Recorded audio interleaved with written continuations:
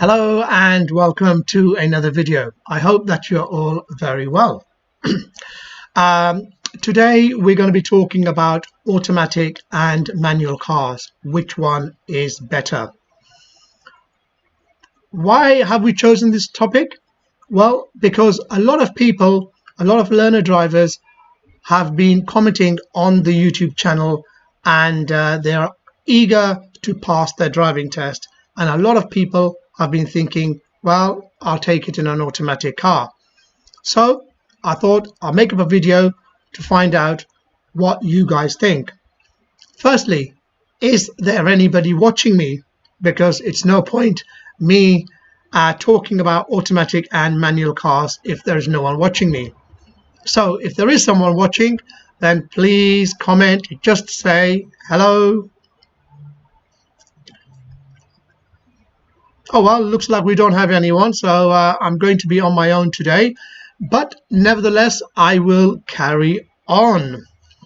So whether you're buying a new car or whether you're starting driving lessons, it can be, what is this? Still nobody there? Anyway, whether you're buying a new car or whether you're starting lessons, it can be very exciting. However, one problem exists, and that is choosing whether you want automatic or manual. If you're learning to drive, then this is a choice. Well, looks like we've got one person. Thank you. Hello, I'm watching. No, I am here. Okay.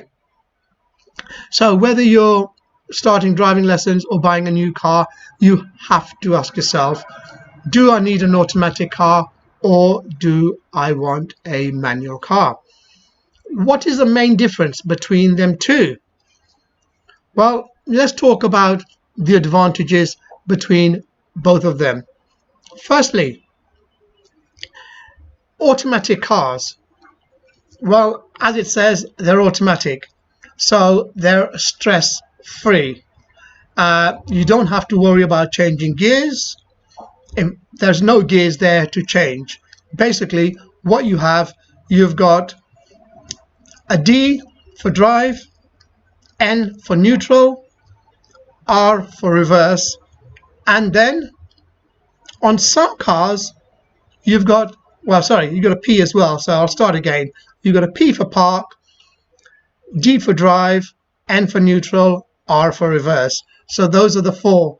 So you basically put into D and you just drive. You've got the accelerator and you've got the brake.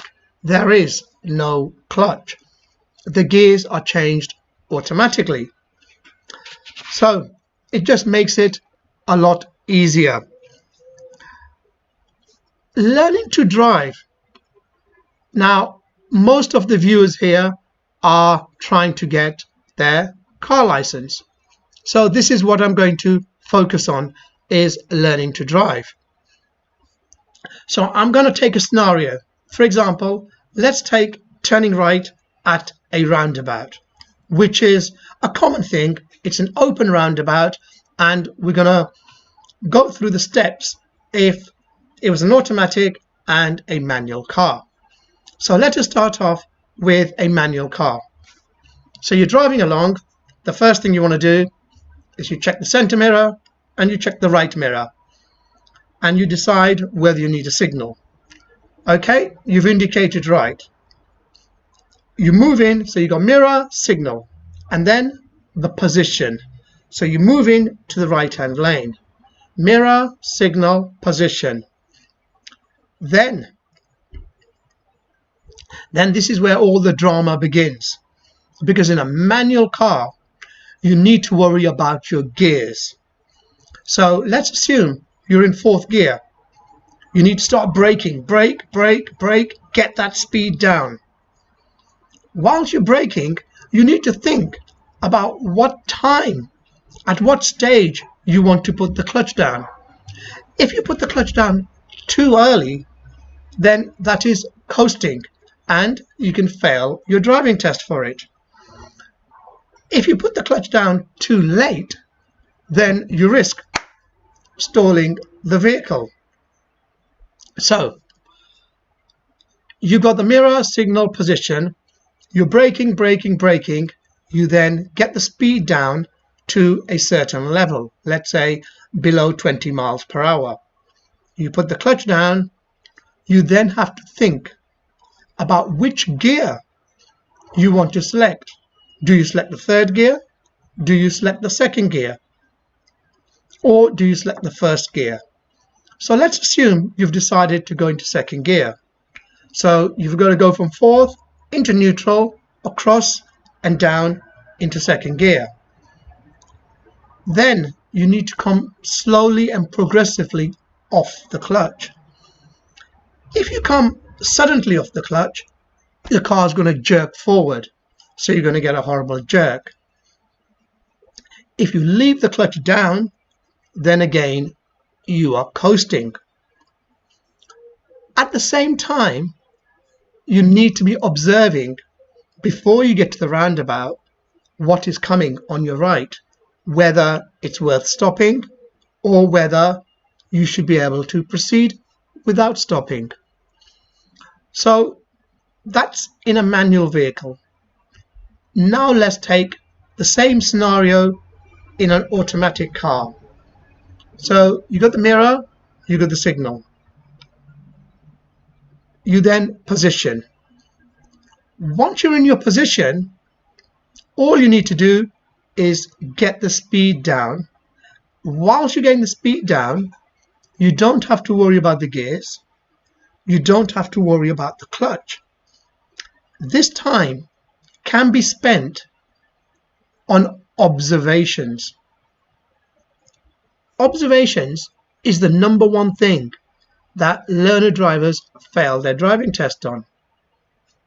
So if you don't have to worry about the gears, you don't have to worry about the clutch, you've got more time to look early and decide. You've got more time to assess the traffic. Once you've seen a gap, you've got more time to decide whether that gap is big enough for you to safely go through or it's not big enough. So that is the learning. So learning in an automatic car is far easier than learning in a manual car. If you took a person and that person was, let's say, to take driving lessons in a manual car, the average person, according to the DVSA, from the age of, let's say, 17 to about 21, takes about 50 odd lessons in a manual vehicle. That person would probably take about 40 hours in an automatic car. So it's easier to pass in an automatic than in a manual. Now, before I go any further and talk about other aspects, I'm going to just look through some of your comments.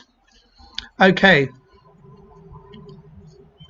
Anisha said, automatics like a toy, no clutch, no gears, amazing, stress-free. Yep.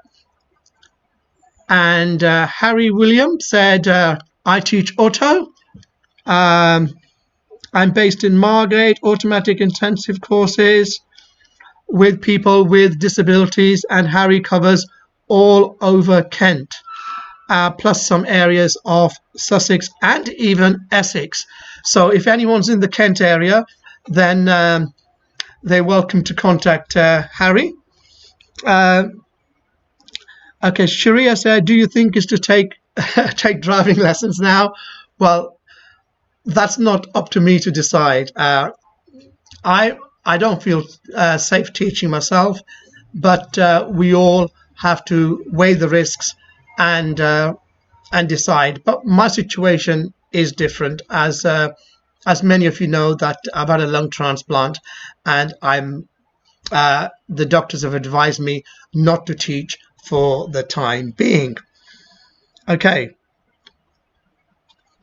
so I'm not going to be answering any questions on what's happening with the driving test situation at the moment. I will answer a few questions at the end of the video. This is about automatics. So that's about learning in an automatic. Now, there are a few disadvantages with learning in an automatic car. So you do need to weigh things up.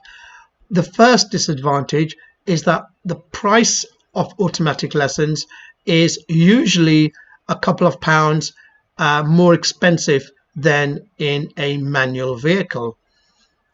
Why is that now? You might ask yourself. Well, once you've passed your driving test, then you need to buy a vehicle. Automatic cars generally cost more than manual cars. So if an instructor is going to buy an automatic car, he's going to pay a good few £1,000s more than if he or she was teaching in a manual vehicle, and therefore they need to recover that money. Another thing is that insurance is more expensive in an automatic than it is in a manual vehicle. Now, Admiral, I've got a quote from Admiral, and Admiral says that automatics are more expensive to insure because they are more expensive to repair. So if somebody had an accident in an automatic car and another person had an accident in a manual car, when it goes to the garage, the bill for the automatic will be more. So the insurance company has to charge the clients more. Now, the quote I've got for a Ford Fiesta, and this is for a 24-year-old person. I just made up some details. In a manual, it was 817, and in an automatic, it was 851. So there's not that much difference. 17, 27, 37, 47, about 30-something pounds more in an automatic. A Vauxhall Corsa, though, £771 in a manual and £988 in an automatic. A VW Polo was £767 in a manual and £1,017 in an automatic. So you can see the price differences. You will be expected to pay more for an automatic insurance, and also to buy an automatic. Everything is more expensive. Now, it's not just learning to drive, it's after the test as well. Let's take a scenario that you're living in the city. What would you prefer to do? Let me know. Would you prefer you're driving along and you just put into first gear, touch the gas, you've come off the clutch, the car starts moving, and you're thinking, shall I go into second gear? Shall I not? Shall I go into second gear? Shall I not? You decide to go into second gear. So you're off the gas, clutch down, change the gear, off the clutch, back into the gas, and by then the car in front stops. So you touch the brakes, clutch down, back into first gear. So that's the situation. Now, if it's start-stop traffic and you're driving 3 miles, in 3 miles, you might have to repeat that exercise 500 times. However, in an automatic car, all you do is touch the gas to go, touch the brakes with the same foot to stop. Touch the gas to go, touch the brakes to stop. So it's a lot easier, stress-free. Now, learning to drive, this is what we want to focus on, because we all want to get our driving licenses. When you pass your driving test in a manual vehicle, you do not get only a manual license. You get a manual license, you can drive an automatic car, and you can drive semi-automatics. So you actually get 3 licenses for the price of one. However, if you pass in an automatic vehicle, then you can only drive automatic vehicles. You can drive semi-automatic as well, but without a clutch. I may have to check on that actually. Now, what is a semi-automatic? Basically, in an automatic car, as I said, you've got the basic gears. You've got P for park, D for drive, N for neutral, and R for reverse. And then, usually, if you hit the gear stick towards the left from the driving seat, you go towards the left, towards the passenger, and then it's got a plus and a minus sign. So if you go up, you can change up the gears. So you can go up once and it'll go to second gear, up again, third gear, up again, fourth gear, and then you can go down. Now, you may be wondering, why would somebody want to pass in an automatic, do all this stress, and then be fidgeting around with the gears? The thing is, sometimes you need to control the speed. For example, if you're going through a flood and you've got it in D, once you've pressed the gas, if you press it too much, the car will go fast through the flood. Whereas if you keep it in first gear, and you can then afford to press extra gas, which will keep the engine revving, so will prevent the water from going into the exhaust, and at the same time you can keep the speed slow.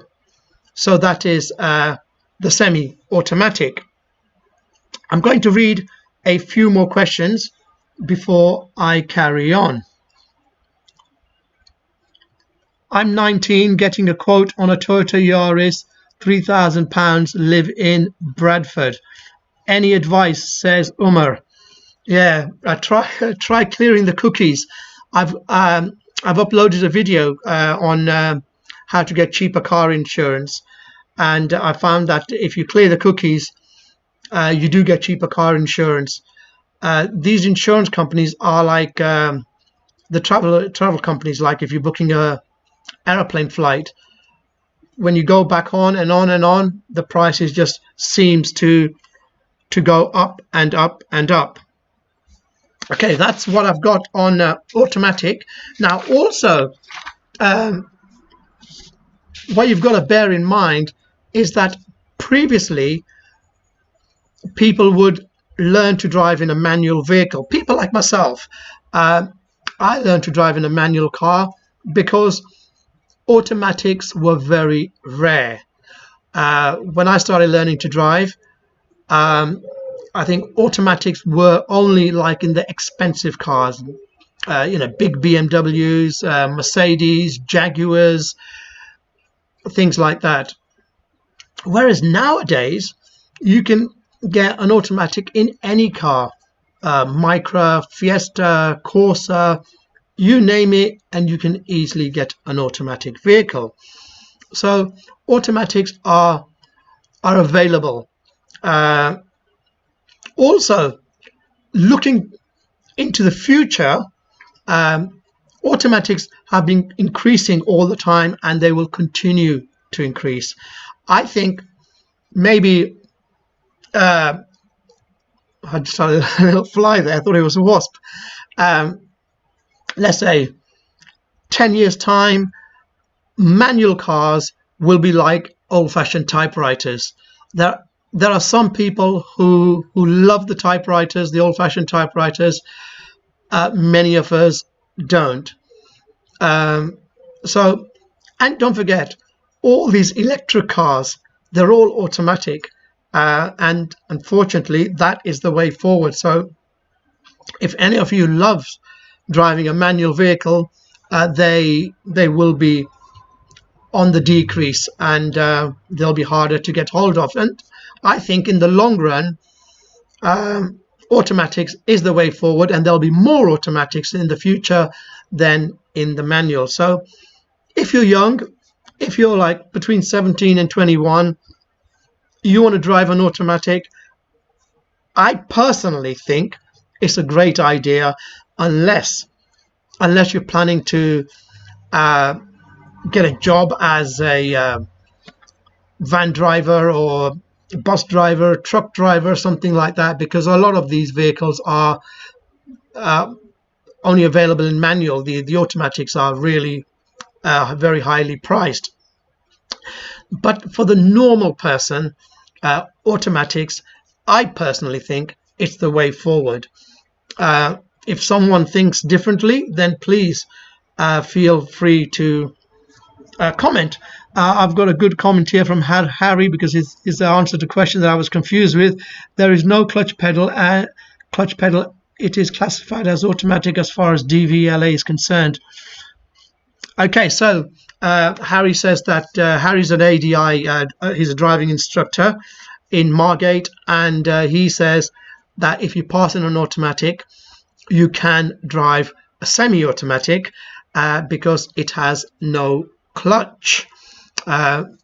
So then you can get the best of both worlds, no clutch, and you can fidget around with the gears if that's what you like. Okay, I'm now going to well, I think we've got enough information on automatic and manual. I'm just going to flick through some of your comments for about 5 minutes about so I've got some comments about driving tests. There's nothing special happening about the driving tests at the moment. Just to recap, the DVSA is looking at extending theory tests, but nothing is confirmed. They will confirm within a week. So by this week, before the end of this week, the DVSA will make an announcement whether they will be extending theory tests or not. And we just have to wait for their announcement. If they say no, then we just have to revise our theories and retake them. Driving from today, the 6th, the DVSA are trying to clear all key worker tests, and from the 13th of July they'll be sending out links to book theory tests. That is the information I have, and I'm going to call it a day. I just want to say, forgot the most important thing. Don't forget, I've created a Facebook page. It's shall I say, a Facebook group, I meant to say, and it's a private group. It's a closed group, so you can only enter with an invitation. The page is called DTC Driving Tips for Life. Provided you've commented in today's video, you can request entry into the group. It's full of tips. We will, if you have any motoring issues, whether it's to do with car insurance, whether it's to do with accidents, whether it's to do with passing the driving test, the theory test, we will help you if you comment in that Facebook group. So I hope you found this video beneficial, and don't forget, I'm live again on Thursday 6 p.m. I haven't chosen the subject, so if anyone has an idea for a subject on Thursday, please do comment.